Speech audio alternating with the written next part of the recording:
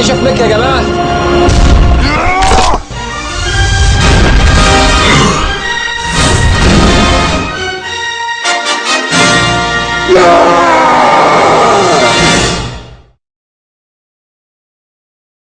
Themselves is Bاسم Yusuf. He's a heart surgeon turned talk show host and has been described as the Jon Stewart of the Nile. His programme emerged on the internet just last year in the wake of the uprising and became popular, if not controversial, for its satirical take on Egyptian politics and state-run media. He joined me here in the studio a little earlier to talk about this upcoming election. This is what he said.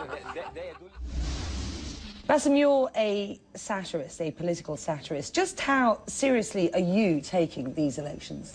I am taking these elections extremely, extremely serious because, you know, when you drive into the streets of Cairo right now, you look at the billboards, which, by the way, crazy. They're everywhere. Instead of seeing all the ads for the fizzy drinks and for the telecommunications and for the food products, now you see presidential candidates. You open up the TV, it's like ads, really, really intense, very well made, expensive TV ads for each candidate.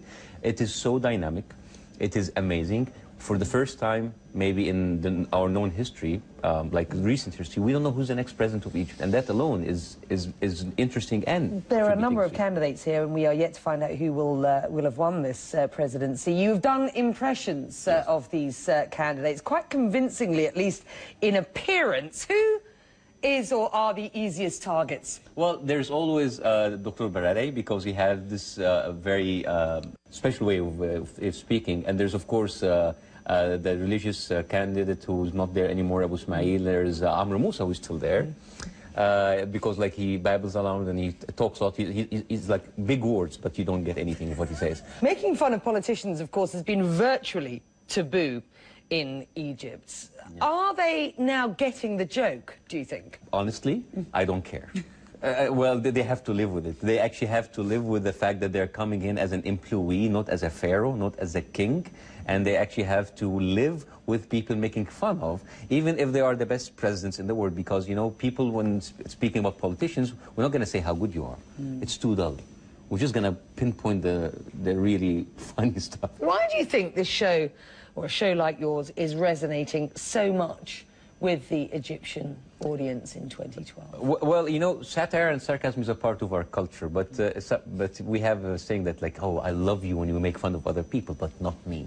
So now I'm actually like doing it to everybody, including myself, and I'm just speaking as everybody speaks. It's a serious political show, not a comedy, and I go in and I'm straightforward, and I speak exactly the same words that a normal layman, people on the street do, and I come from the internet. So we're quick, we're hip, we're like Facebook and Twitter and YouTube, and there's a lot of competition there. So we have to really keep up with our game.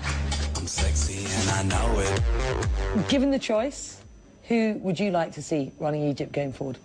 I don't know. I'm between choosing the best person and the best person to make fun of.